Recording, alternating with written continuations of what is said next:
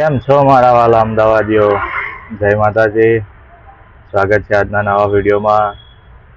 ઘણા દિવસ પછી ટાઈમ મળ્યો છે ફરી વિડીયો બનાવવાનો. તો આજે વિડીયો બનાવીએ છીએ ને રવિવારનો દિવસ પણ છે, વાતાવરણ પણ મસ્ત છે. તો જોઈએ છીએ કે હવે આજે આપણને અમદાવાદમાં ક્યાં ક્યાં ફરવા મળે છે અને આજનો દિવસ કેવો જાય છે. વિડીયોના અંત સુધી બન્યા રહેજો.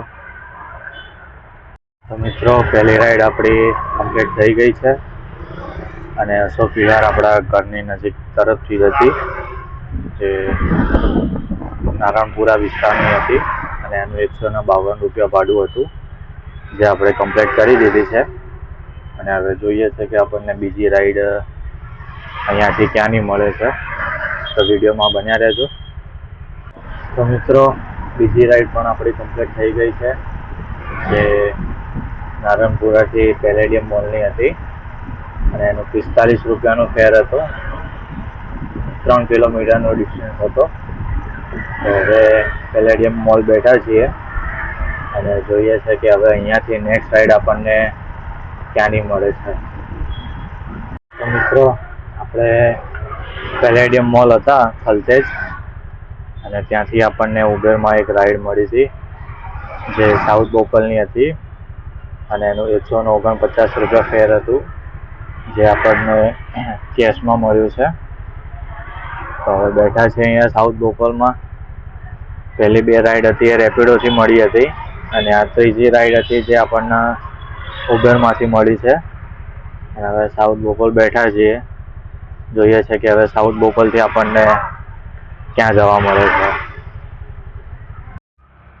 ઘણો ટાઈમ થઈ ગયો પણ હજુ સુધી કોઈ રાઈડ આવતી નથી અને સાઉથ બોપલમાં જ હજુ આપણે બેસી રહ્યા છીએ.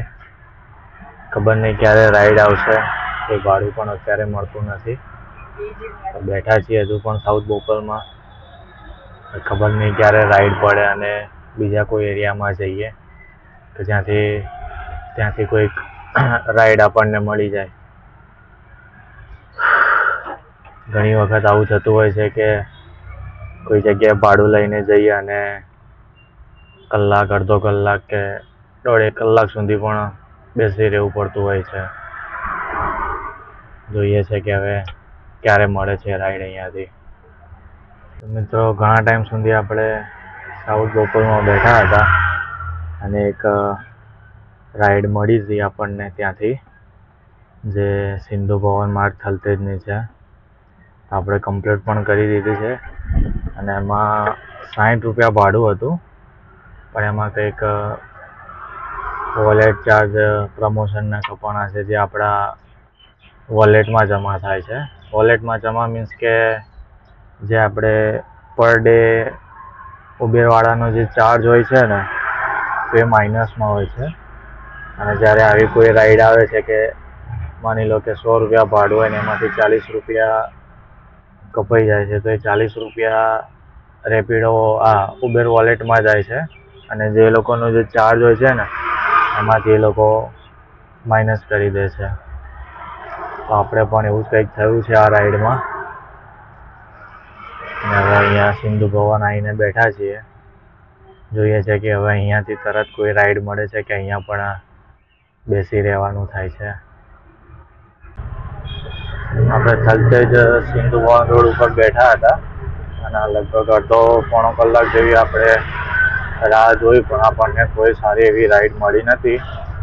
ત્યાંથી આપણે તરત ઘરે આવવા માટે નીકળી ગયા હતા અને ઘરે આવતા કોઈ રાઈડ તો ના મળી, પણ 80 રૂપિયા જેવું આપણને શટલ મળી ગયું હતું.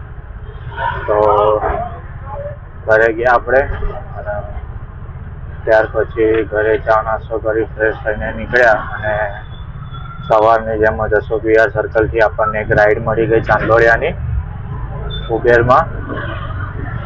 તો અત્યારે એ રાઈડ આપણે કમ્પ્લીટ કરી લીધી છે અને 145 રૂપિયા ભાડું હતું એનું. તો હવે જોઈએ છે કે ચાંદોડિયાથી આપણને બીજું ભાડું ક્યાંનું મળે છે. તો વિડીયોમાં બન્યા રહેજો. હતા આપણે અને ચાંદોડિયાથી સાબરમતી રેલવે સ્ટેશનની રાઈડ મળી હતી આપણને ઉબેરમાં.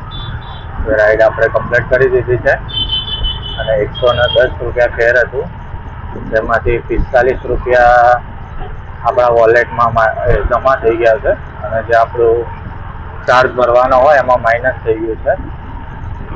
અને હવે અત્યારે તો રેલવે સ્ટેશનથી તો કોઈ રાઈડ મળશે નહીં આપણને, એટલે રામનગર જઈએ છીએ અને રામનગરથી મોઢેરાના શટલ ભરી લઈશું.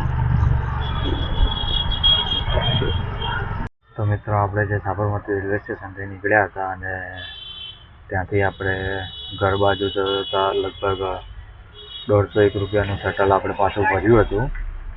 તો 150 રૂપિયાએ 80 રૂપિયાનું સવારે ભર્યું હતું, એટલે 230 રૂપિયા એ થયા. અને ઉબેરની અંદર 474 સમથિંગ છે કંઈક, અને ટોટલ 901 રૂપિયા જેટલો આપણો આજનો ધંધો થયો છે. તો જરૂરી નથી કે બધા દિવસ સરખા જ હોય. ધંધો છે, કોઈ દિવસ સારો પણ થાય ને કોઈ દિવસ ખરાબ તો ના કહેવાય પણ ઓછો પણ થાય. એટલે આજે બેસી રહેવાનું પણ બહુ થયું હતું સવારમાં. અમુક દિવસો એવા હોય છે કે 1200, 1300, 1500 સુધી થઈ જાય, બાકી બધા દિવસો સરખા તો નથી જ હોતા. એટલે આ હતી આજની આપણી કમાણી, અને જોઈશું હવે આના પછીના વિડીયોમાં કે શું થાય છે. ત્યાં સુધી જો આ વિડીયો ગમ્યો હોય તો લાઈક કરજો, મિત્રો સાથે શેર કરજો, અને ચેનલ ઉપર નવા હોય તો સબસ્ક્રાઈબ તો જરૂરથી કરજો. જય માતાજી.